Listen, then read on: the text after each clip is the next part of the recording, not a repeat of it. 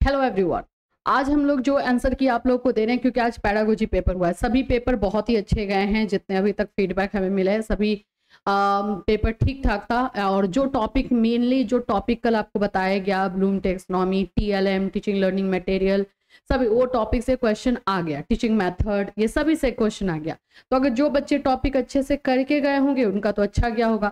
अब क्या है कि पैडागोजी बहुत सारा हो जाता है, तो हमें जिन बच्चों ने सेंड किया है, जो पेपर हमें मिला है, वो है जूलॉजी एंड बॉटनी। तो अभी मैं आप लोग को जो ये आंसर की दे रही हूँ, ये जूलॉजी एंड बॉटनी का है।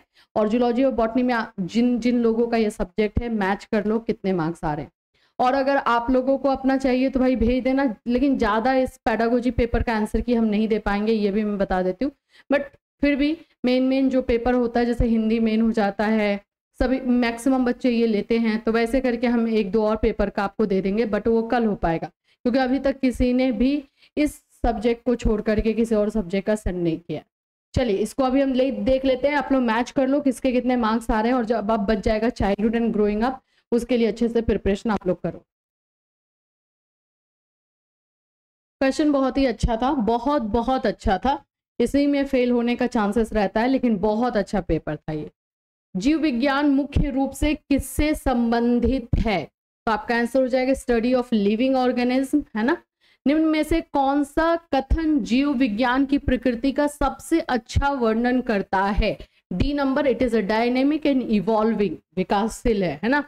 द्विपद नाम पद्धति को किसने विकसित किया है? काल। तो आंसर हो जाएगा सी नंबर। जीव विज्ञान की कौन सी शाखाएं जंतुओं के अध्ययन से संबंधित है? तो देखो ये सब तो आपको पता ही होगा, जूलॉजी।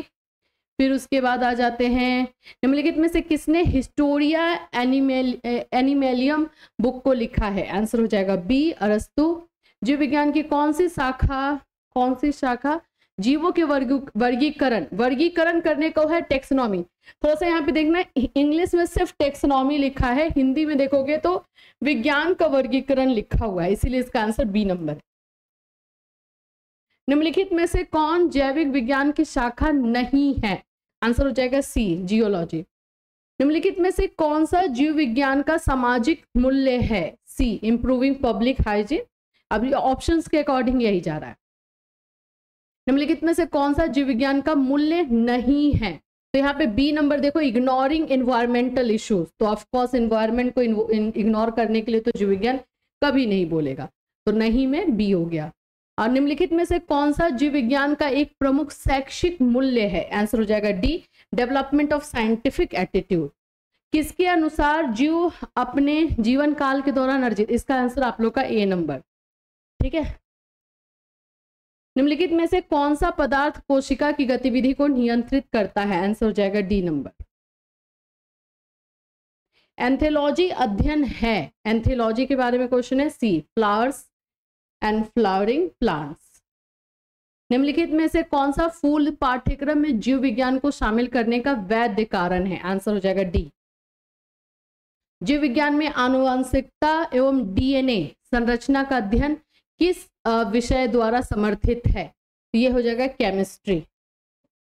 निम्नलिखित में से कौन सा स्कूल विषयों सह संबंधित करने का मुख्य उद्देश्य है? आंसर हो जाएगा ए नंबर। किसी विशेष कक्षा में जीव विज्ञान की विषय वस्तु को उसी कक्षा के अन्य विषयों के साथ एकीकृत करना। आंसर हो जाएगा डी नंबर। शिक्षण उद्देश्यों के संबंध में निम्न में से कौन सा कथन सत्य है? आंसर हो जाएगा डी नंबर। निम्नलिखित में से कौन सा प्राप्य उद्देश्यों के संबंध में सत्य है? आंसर हो जाएगा बी नंबर। जीव विज्ञान शिक्षण में सामान्यतः कौन सा कौशल शामिल किया जाता है? आंसर हो जाएगा डी नंबर। निम्नलिखित में से कौन सा जीव विज्ञान पढ़ाने का विशिष्ट उद्देश्य है? A number. सब क्वेश्चन अच्छा था, पैडागोजिकल भी था, सब मिक्स करके दिया हुआ था। निम्नलिखित में से कौन सा जीव विज्ञान शिक्षण में मनोप्रेरक उद्देश्य का उदाहरण है? आंसर हो जाएगा बी नंबर। निम्नलिखित में से कौन सा लक्ष्य एवं उद्देश्य के संबंध में सत्य नहीं है? C number, the basis of aims are psychological. ये वाला सी नंबर इसका आंसर इसलिए हो रहा है क्योंकि इसमें बोल रहा है कि उद्देश्य का आधार दार्शनिक होता है। उद्देश्य का आधार दार्शनिक, मनोवैज्ञानिक, सामाजिक तीनों होता है। ये मैंने आप लोगों को पहले बताया हुआ है।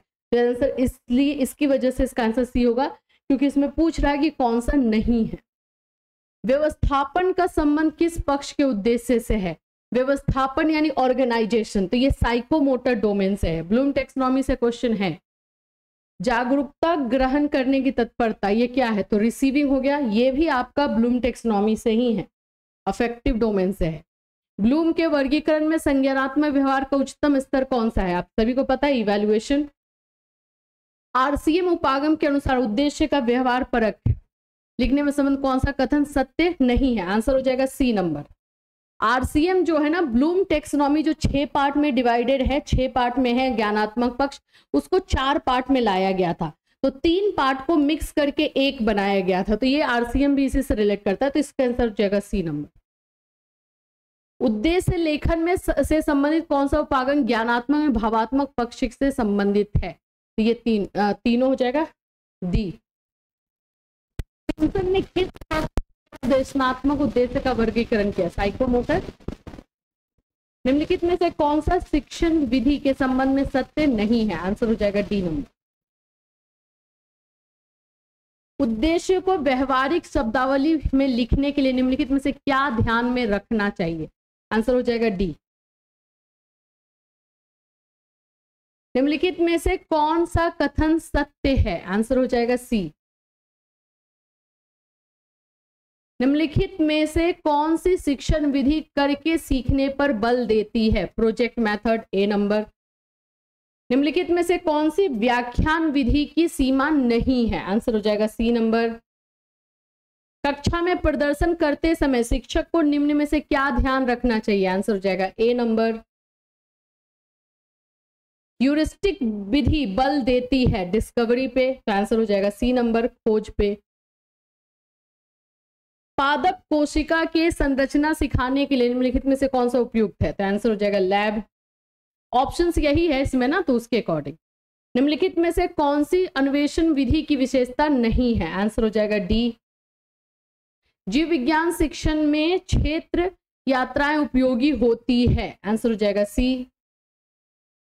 किसने कहा प्रोजेक्ट वह उद्देश्यपूर्ण कार्य है? आंसर हो जाएगा ए, किलपैट्रिक। छात्रों को दत्त कार्य देने चाहिए? आंसर हो जाएगा डी, दत्त कार्य, दैट मीन्स होमवर्क, या जिसको असाइनमेंट भी बोलते हो। पाठ योजना का संबंध शिक्षण की किस अवस्था से होता है? पाठ योजना, लेसन प्लान, तो ये प्री एक्टिव फेज का है, ये आपका स्टेजेस ऑफ टीचिंग से रिलेट कर रहा है। एक शिक्षक को अपने शिक्षण में शिक्षण सहायक सामग्री क्यों शामिल करनी चाहिए? आंसर हो जाएगा बी।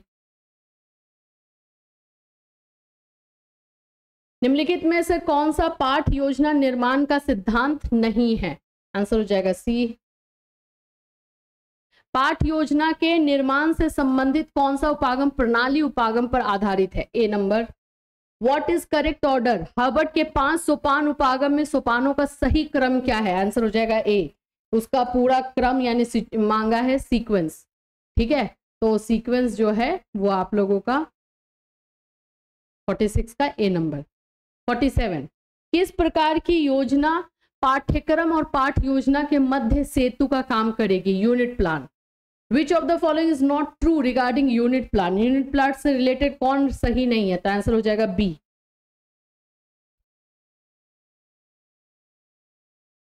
यूनिट प्लान बोल रहा है कि ये सिर्फ 1 साल के लिए बनाया जाता है यूनिट प्लान, जबकि यूनिट वाइज बनता है।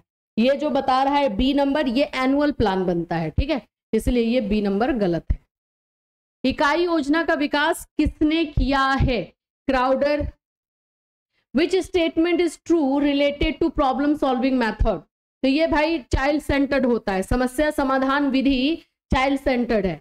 जीव विज्ञान पाठ्यक्रम विकास में निम्नलिखित में से कौन सी संभावित चुनौती है? आंसर हो जाएगा ए नंबर। ठीक है, constant updates to biological knowledge. जीव विज्ञान के पाठ्यक्रम में विषयों का क्रम निर्धारित करते समय क्या विचार करना चाहिए? D number, logical progression and interconnectedness, एक दूसरे से कनेक्ट हो वो। जीव विज्ञान का पाठ्यक्रम विकसित करते समय शिक्षार्थियों की रुचि और क्षमताओं पर विकास कौन सा सिद्धांत? चाइल्ड सेंटर्ड, तभी तो हम कर पाएंगे ना। निम्नलिखित में से कौन सा पाठ्यक्रम निर्माण का सिद्धांत है? सिद्धांत है, एक सेकेंड, तो सिद्धांत है तो आपका हो जाएगा सी नंबर, क्योंकि रिजिडिटी नहीं होगा, टीचर सेंटर्ड नहीं होगा, तो आंसर हो जाएगा सी। पाठ्यक्रम में वे सभी अनुभव समाहित है, किसने कहा है? कनिंघम ने। जीव विज्ञान के पाठ्यक्रम संगठन का कौन सा उपागम? Gestalt integrated.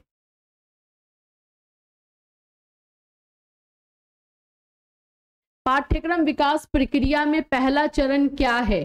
Formulation of objective, जाहिर सी बात है उद्देश्य का। पाठ्यक्रम विकास प्रक्रिया में कौन भाग नहीं लेता है? आंसर हो जाएगा publisher, D.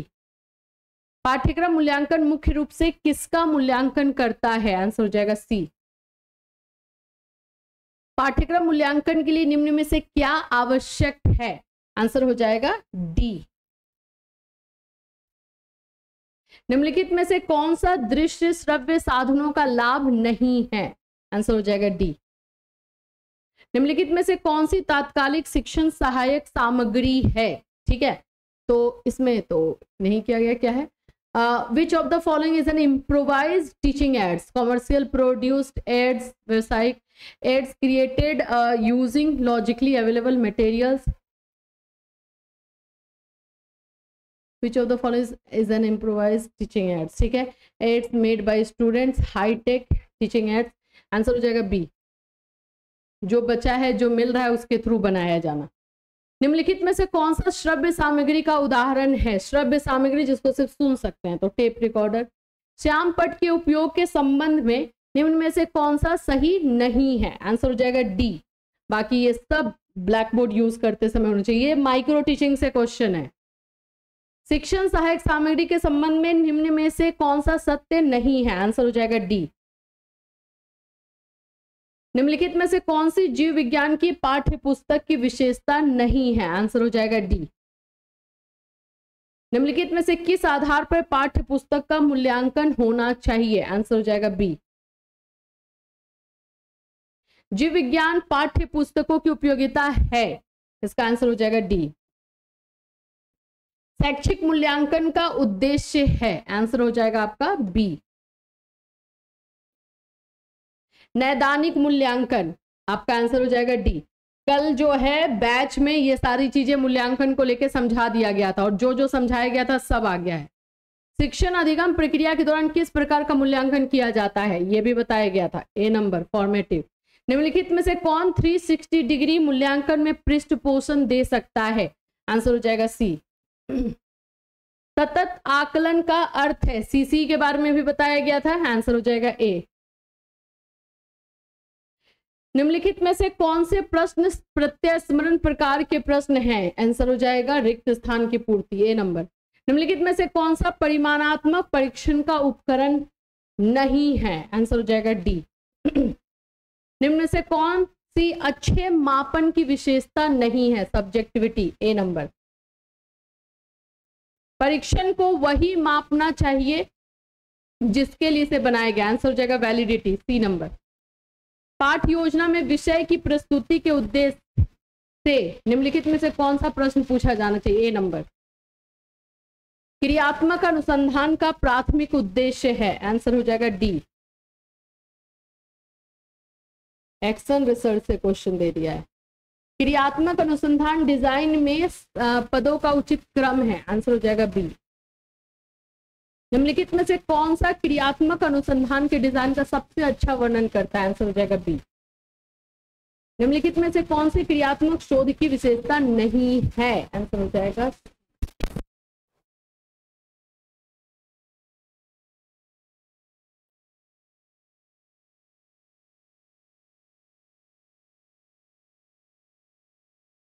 Collaboration and participation clearly defined objective, स्पष्ट रूप से परिभाषित उद्देश्य, साइक्लिकल प्रोसेस ऑफ प्लानिंग। जैसा ऑप्शन है उसके अकॉर्डिंग यही हो रहा है, बट ये भी होता है कहीं ना कहीं पार्ट।